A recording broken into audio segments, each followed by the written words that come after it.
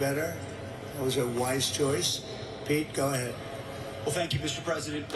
Thank you for your historic leadership on Operation Epic Fury. The success you've laid out was only possible because of the military you rebuilt, as well as the historic success here in Memphis. And I want to start by thanking every patriot in this room, in law enforcement, and the nearly 1,500 National Guard members for your heroic efforts in this operation.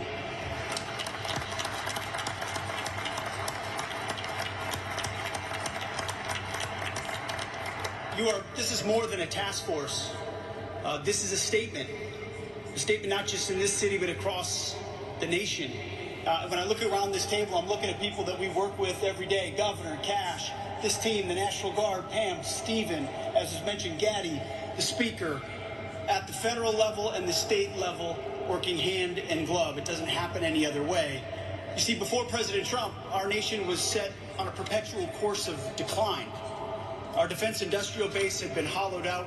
Our military had lowered its standard, prioritizing equity over merit and lethality. And right here in cities like Memphis, our people were focused on enduring just what seemed to be the status quo of rampant, vicious crime. Well, they let those cities burn to the ground, literally. In the name of hollow humanitarianism, weak leaders, and that's what it is, it's weak leaders, previously provided sanctuary for hordes of dangerous illegal aliens who preyed on our most vulnerable. Soft on crime, defund the police nonsense tied the hands of our brave law enforcement heroes while the bad guys ran wild. And the most basic tenets of public safety, the foundations of any civilized society, were labeled as too toxic to implement. Well, not under President Trump. Such engineered chaos combined with a wide open border. By the way, thank you for agreeing to sign that declaration for the Memphis troops, the DC troops, and the troops on our border. They'll now be paid and get benefits just like folks on active duty. Thank you for that, Mr. President. It's an important step of demonstrating how serious this mission is to the Department of War. It's common sense. And it was that same common sense that brought President Trump back to the White House. People were sick and tired of the never-ending crisis. And under President Trump, we will not allow depraved, suicidal ideologies to destroy our great cities. No longer will we sit idly by while illegal aliens and savage criminals rape, murder, and poison the good people of this country. Because every American, without exception, is entitled to safe, clean, and beautiful cities. Cities where you can walk in peace, cities where law enforcement can do their job.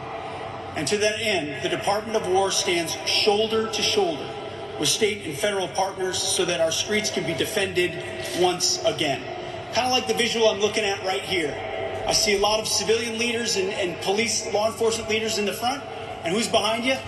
Men and women in camouflage, having your back every single day like we do in this mission. So thank you for working tirelessly to protect this state and restore law and order. And the results, they speak for themselves.